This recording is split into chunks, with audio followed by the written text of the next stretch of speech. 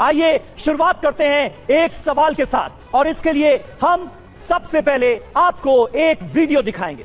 और ये वीडियो अब मैं चाहूंगा कि जरा बिग वॉल पर आपके सामने लाया जाए, और ये सबसे खतरनाक और मन में दहशत भर देने वाला वो वीडियो है क्रैश के बाद सामने आया।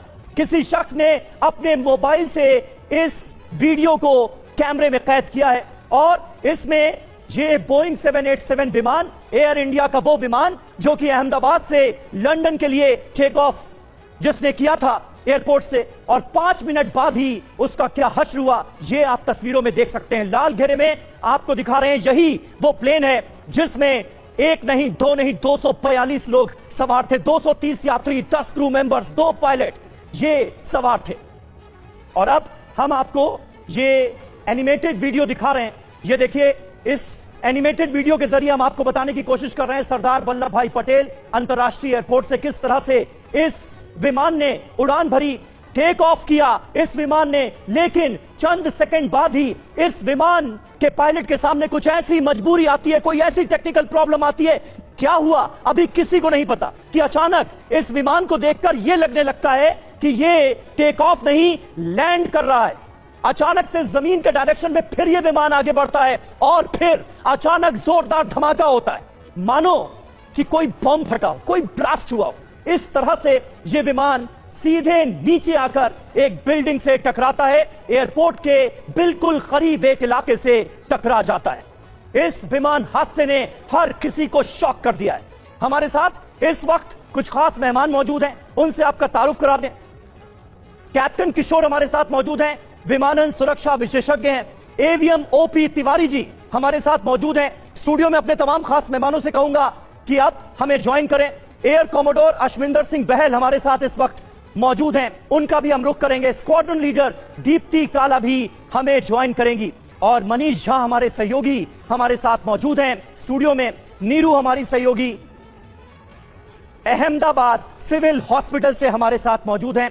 सबसे पहले आपको अहमदाबाद ही लिए चलते हैं। नीरू, अहमदाबाद सिविल हॉस्पिटल से इस वक्त की ताजा अपडेट आपके पास क्या है? क्योंकि अहमदाबाद के पुलिस कमिश्नर से जो टीवी 9 संवाददाता की बात हुई है, उसमें उन्होंने इस आशंका का इजहार किया है कि मुमकिन है कि इस हादसे में शायद कोई ना बचा हो। हम अभी भी दुआ कर रहे हैं कि इस हादसे में कुछ लोग ऐसे हों, कुछ लोग ऐसे निकले जिनकी जान बचा ली गई हो। वहां से क्या अपडेट आप देना चाहेंगे?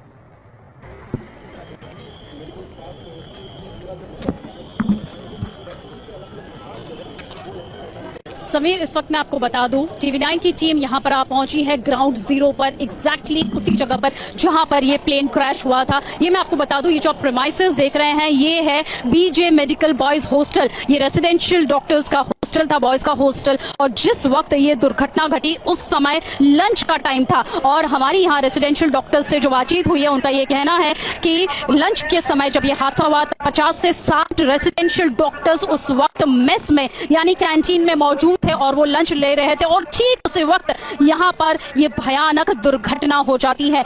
यहाँ पर जिस तरह के दृश्य, जिस तरह की तस्वीरें हम देख रहे हैं, काफी विचलित करने वाली ये तस्वीरें हैं समीर, क्योंकि इस वक्त मेरे सामने ही लगभग 3 बॉडीज यहाँ से निकाली गई है और उनको सीधे एम्बुलेंस में रवाना कर दिया गया है हॉस्पिटल के लिए। जिस तरह से जितनी बड़ी ये दुर्घटना थी, और जिस तरह से इस वक्त हम यहाँ पर जो मलबा है प्लेन का वो देख पा रहे हैं, उसे देखते हुए ये कहना वाकई में मुश्किल है कि इसमें कोई बचा हो। अगर कोई बचा है तो सही में ये काफी हैरानजनक बात होगी, और ये काफी मैजिकल कहा जाएगा। पर कमिश्नर ने भी जिस तरह से टीवी 9 से बातचीत की है, उनका भी ये कहना है कि हादसा इतना भयानक था, इतनी बड़ी एविएशन ट्रेजेडी अब तक की रही है कि यहाँ पर किसी का बचना मुश्किल लग रहा है। हालांकि अब तक आधिकारिक तौर पर आंकड़े नहीं बताए गए हैं कि कितने लोग, कितने रेजिडेंट डॉक्टर्स रहते हैं, कितने छात्र यहाँ पर रहते हैं जिस बिल्डिंग में ये प्लेन क्रैश हुआ है जाकर।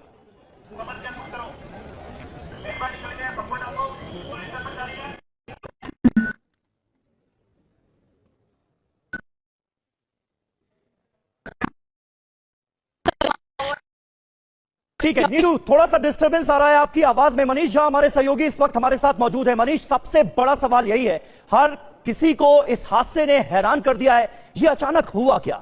बोइंग 787 इतना सेफ विमान माना जाता है, हवाई सफर को वैसे भी बाकी मीडियम से कहीं ज्यादा सुरक्षित माना जाता है, सबसे सुरक्षित जरिया माना जाता है ये कम्यूट करने का। और ये हादसा जो है ये हर किसी को दहला रहा है। वो शख्स जिसने हवाई यात्रा की है या करने वाला है, उस वक्त इस हादसे को देख के उसके मन में एक तरह का डर है। कुछ पता चल पाया है? डीजीसीए क्या बता रहा है इस हादसे को लेकर? देखिए, डीजीसीए की तरफ से यह बताया गया है कि 1:39 पर जिस वक्त पायलट की तरफ से मेडे का कॉल आया और उसके बाद फिर एटीसी ने उनसे संपर्क करने की कोशिश की तो कोई रिस्पांस नहीं मिला।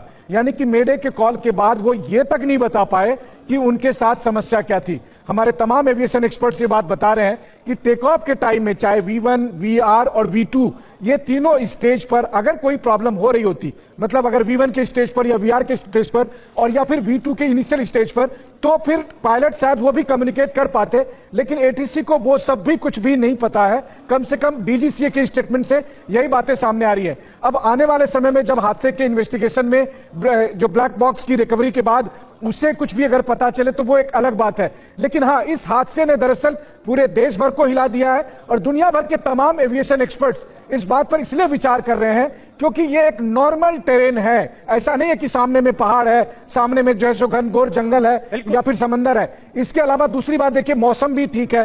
तीसरी बात देखिए, ये बात सच है कि किसी भी प्लेन के फ्लाई करते समय टेक ऑफ और लैंडिंग ये दो सबसे क्रिटिकल पॉइंट होते हैं और यहां पर हादसा टेक ऑफ